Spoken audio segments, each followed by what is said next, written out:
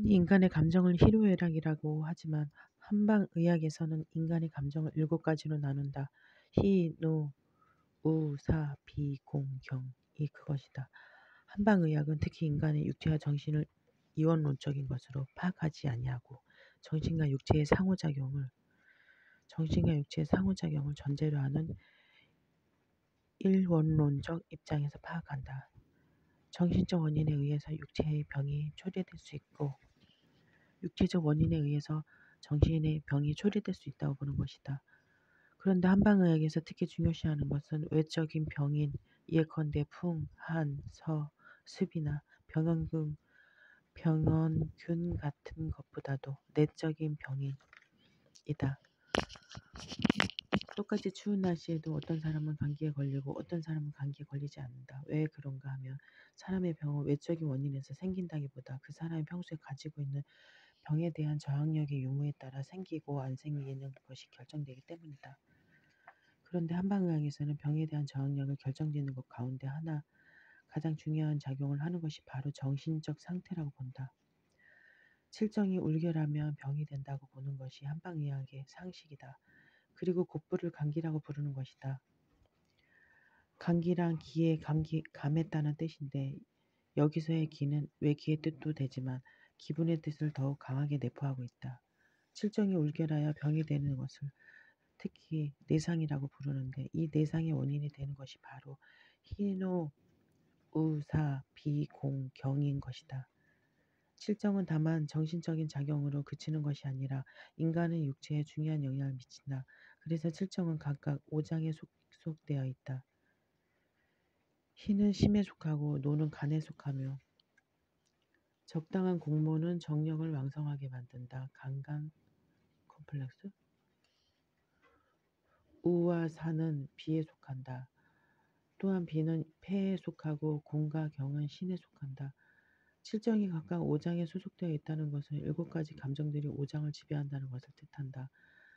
즉 적당한 우와 사는 비의 활동을 촉진시켜 소화력을 왕성하게 한다. 그러나 지나친 우와 사는 비의 활동을 위축시켜 소화장애를 일으킨다. 짝사랑의 상사병으로 고민할 때는 밥맛이 없다. 그러나 상사상해하는 가운데 입을 생각할 때는 오히려 밥맛이 더 좋아진다. 이와 같은 이치로 과도한 분노는 간을 상하게 하고 적당한 분노는 간의 활동을 왕성하게 하며 과다한 기쁨은 심장을 위축시키고 적당한 기쁨은 심장의 운동을 활발하게 한다는 것을 알 수 있다. 실제로 너무 기쁜 일을 갑자기 당했을 때 심장마비로 죽는 사람이 많다. 따라서 공과 경 역시 신에 깊은 영향을 미친다는 것을 알 수 있다. 적당한 공경심은 신의 활동을 촉진시키고 과도한 공경심은 신의 활동을 위축시키는 것이다. 그런데 한방의학에서는 칠정이 5장을 지배하는 것만이 아니라 5장 역시 칠정에 영향을 미친다고 본다. 말하자면 상호작용의 셈이다. 예컨대 간이 크면 그 기능이 너무 왕성하면 분노하길 잘하고 간이 작으면 분노심이 없고 오히려 겁이 많아진다. 그래서 우리의 일상을 가운데는 인간의 오장육부를 가지고 사람의 성격을 나타내는 말들이 다반사로 쓰이고 있다. 간이 크다. 간이 콩알만해졌다. 쓸개 빠진 놈, 호파에 바람이 들었다 등이 그것이다. 조현영은 그의 통속 한의학 원론 진연사에서 오장의 허실과 감정의 관계를 다음과 같이 도식하고 있다. 여기서 실하다는 것은 그 장기의 건강 상태가 지나치게 좋다는 뜻이요 화하다는 것은 지나치게 나쁘다는 뜻이다. 오장, 심폐, 비간, 신, 주정, 희비, 사노공, 실상, 환희, 신중, 탐욕, 분노, 용감, 허상, 비애, 우수, 공상, 원함, 비겁. 그러므로 아리스토텔레스의 카타르시스 이론에서 말하는 공포 또는 무시무시함의 감정은 한방의학에서 말하는 공경의 감정에 해당된다 하겠는데 공경심이 신에 해당하는 감정이라면 카타르시스의 효과는 바로 신에 미치는 효과라고 볼 수 있다. 신은 흔히 콩팥을 분리어 배뇨 기능을 맡고 있는 것으로 되어 있지만 한방의학에서는 신의 기능을 훨씬 더 광범위한 것으로 본다. 대변과 소변의 배설 기능뿐만 아니라 생식 기능까지 맡고 있는 것이 신이라고 생각하는 것이다. 그래서 신어라고 하며 곧 정력 부족을 가리키며 신을 진음이라고 하여 생명력의 근원으로 본다. 내상, 마음의 병, 육체의 병. 내상, 마음의 병은 육체의 병. 그래서 신어라고 하면 곧 정력 부족을 가리키며 신을 지음이라고 하면 생명의 근원형으로 본다. 특히 남성에게서 오줌을 누는 것과 정액의 배설과는 그 기능적인 면에서 유사성이 많으므로 신의 작용은 매우 중요하다. 오줌을 찔끔찔끔 누거나 너무 자주 누거나 하는 것은 다시 신허의 증상인 것이다. 한방에서는 신주출, 비주납이라고 하여 신이 출을 관장하고 비가 납을 관장한다고 보는데 이 출에는 정액이나 대변, 소변뿐만이 아니라 자식의 출간, 자손의 번식 등의 뜻도 같이 포함하고 있다. 그래서 여자의 경우 신은 곧 자궁의 기능을 지배하는 기관으로 인식된다. 신이 약하면 자궁이 약해져서 생산 능력이 감퇴되는 것이다. 그러므로 카타르시스 이론에서 말하는 공포의 효과는 곧 신에 적당한 자극을 주어 생식력을 왕성하게 한다는 의미로 해석될 수 있다. 물론 소변이나 대변의 배설 기능도 중요하지만 그 이전에 인간 또는 모든 생물이 원초적으로 갖고 있는 가장 궁극적인 욕구는 성욕, 즉 번식의 욕구라고 할 수 있으므로 공포의 카타르시스적 효과는 다시 말해서 성욕의 대리적 충족이나 대리배설로 간주될 수 있다고 본다. 공포를 통해서 인간이 가장 근원적인 욕구인 성욕의 대리적 충족감을 경험한다는 것은 얼핏 이해하기 어려운 설명이 될 수도 있다. 그러나 이 공포가 단순한 공포가 아니라 죽음의 공포라고 할 때 우리는 쉽사리 공포와 성욕의 관계를 이해할 수 있다. 생태계의 모든 동식물은 죽음의 두려움을 가지고 있다. 하지만 죽음이란 도저히 피할 수 없는 것이기 때문에 자신은 죽더라도 씨를 남겨놓으려고 애쓴다. 성욕이란 이 씨를 남겨놓으려는 욕구에 부응하는 본능이다. 생태계의 법칙은 단순하다. 모든 생물은 태어나서 번식하고 죽는다. 심지어 어떤 동물은 새끼를 낳자마자 죽어버리는 것도 있다. 그래서 성욕과 죽음의 공포는 서로 밀접한 관련성을 갖는 것이다. 생물의 경우 동물의 성기에 해당하는 것은 꽃이라고 볼 수 있는데 화분에 화초를 가꿀 때 물을 잘 주고 잘 돌봐주면 오히려 꽃이 잘 피지 않는다고 한다. 물도 잘 안 주고 음지에 내버려 둬야만 예쁜 꽃을 많이 피운다는 것이다. 화초가 살아가기 편할 때는 죽음에 대한 두려움 별로 느끼지 않기 때문에 성욕이 발동하지 않아 꽃을 피우지 않다가 살아가기가 어려움을 느끼고 죽음의 공포를 경험하며 허겁지겁 성욕을 발동시키기 때문일 것이다. 식물의 경우 동물의 성에 해당하는 것을 꽃이라고 볼 수 있는데 화초. 인간의 경우 사형수가 교수형을 당할 때 반드시 사정을 한다는 사실이나 전쟁 때 오히려 여자들의 생존율이나 출산율이 왕성해지는 것도 바로 이러한 이치 때문이라고 볼 수 있다. 죽음의 공포가 신의 활동에 근본적인 영향을 미친다면 일상적으로 우리는 자주 신과 공포의 관련성을 경험적으로 확인할 수 있다. 높은 곳에 올라가 아래로 내려다보며 무서움을 느낄 때 우리는 곧장 오줌을 싸게 되면 그 밖에 다른 여러 가지 공포를 느끼는 상황에서도 콩팥의 수축기 등에 마비되어 오줌을 질근거리게 된다. 이러한 공포는 신의 활동을 촉진시키는 적당한 공포가 아니라 신에 애를 끼치는 과도한 공포라고 할 수 있다.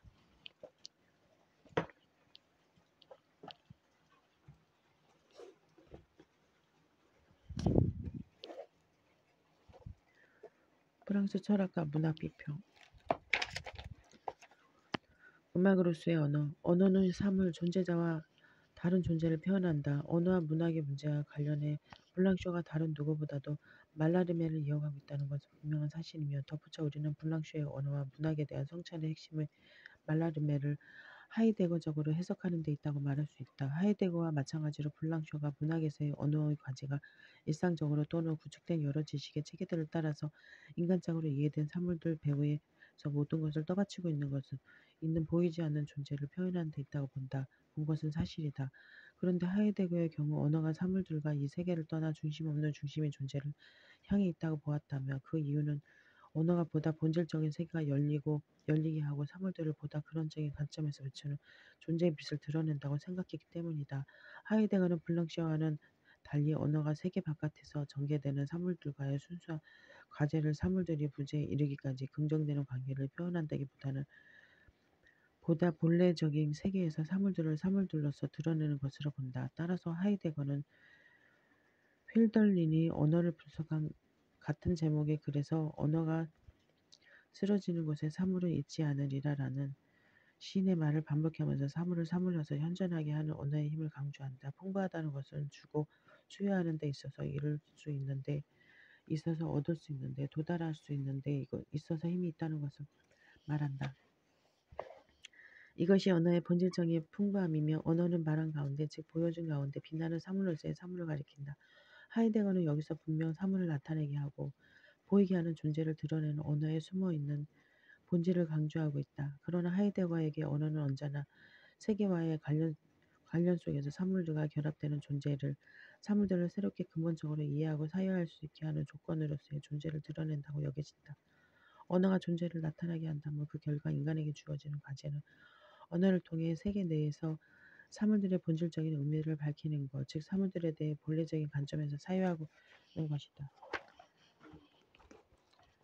우리는 시를 들으면서 그 시 이후에 사유한다. 그러한 방식 가운데 시작과 사유가 있다.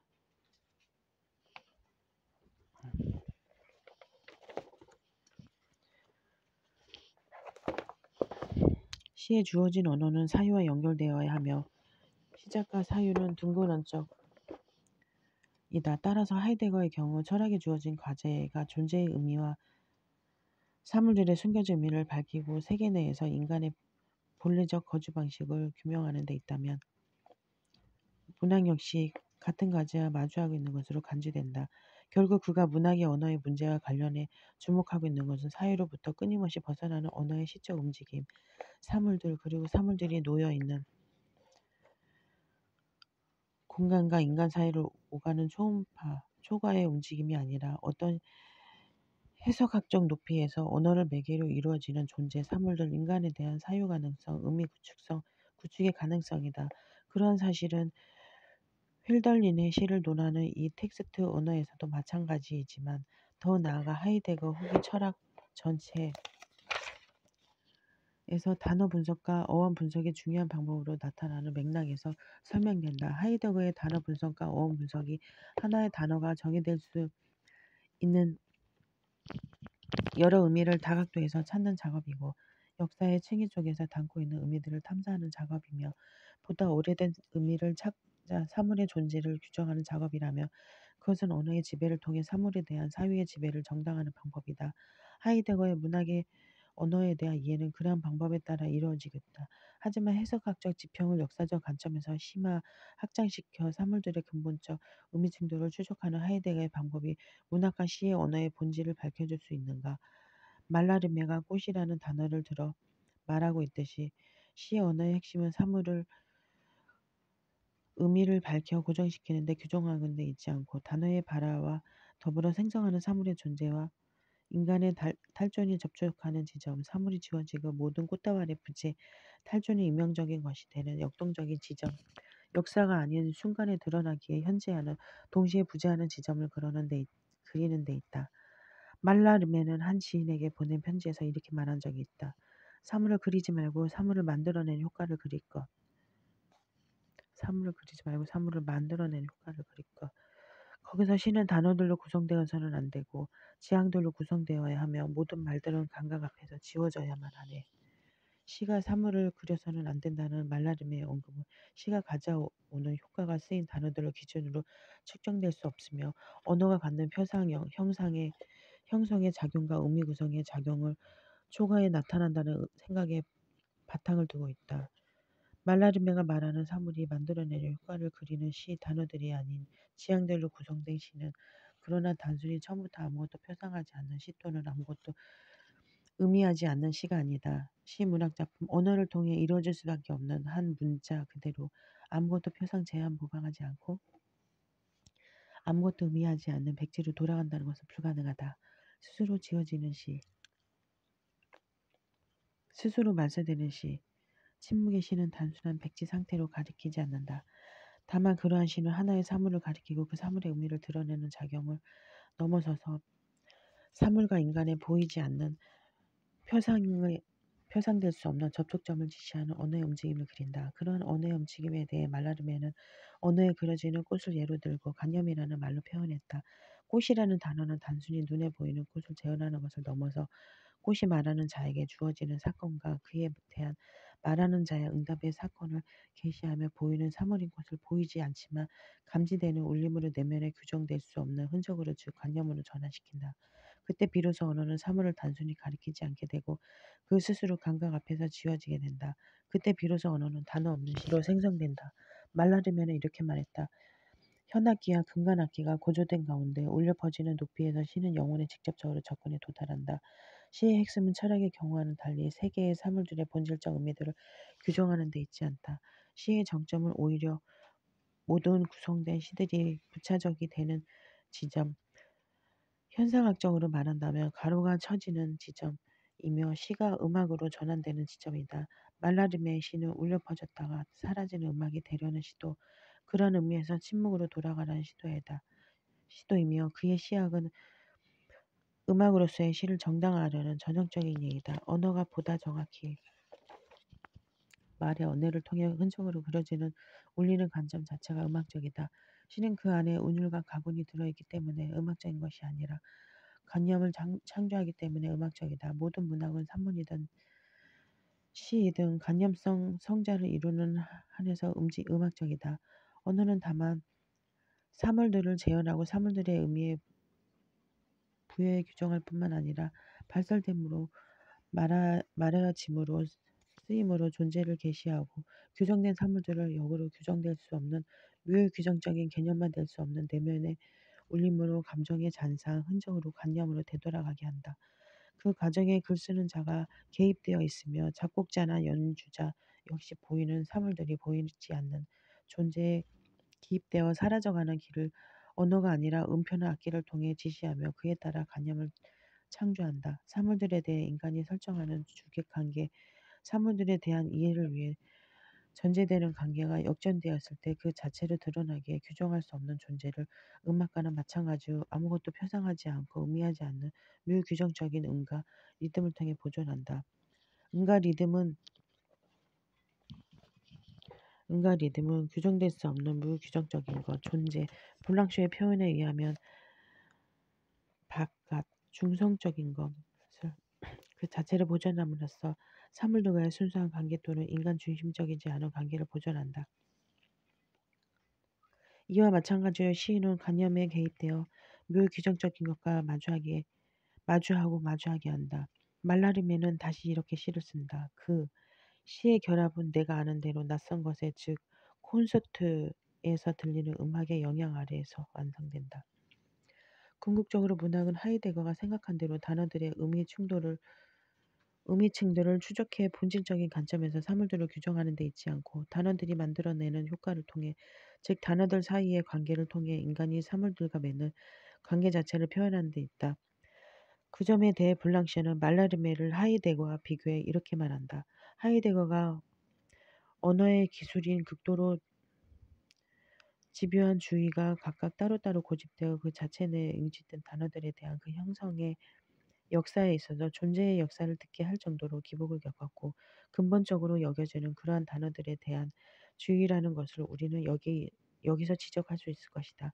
그러나 하이데거는 결코 단어들의 관계에 대해 주의를 기울이지 않을 뿐 아니라 그 관계들의 전제가 되는 이전에 미리 형성되어 근원적 움직임 가운데 펼쳐짐으로써 홀로 언어를 가능하게 하는 공간에 대해서는 더더욱 아니다. 말라르메에게 언어는 설사 순수한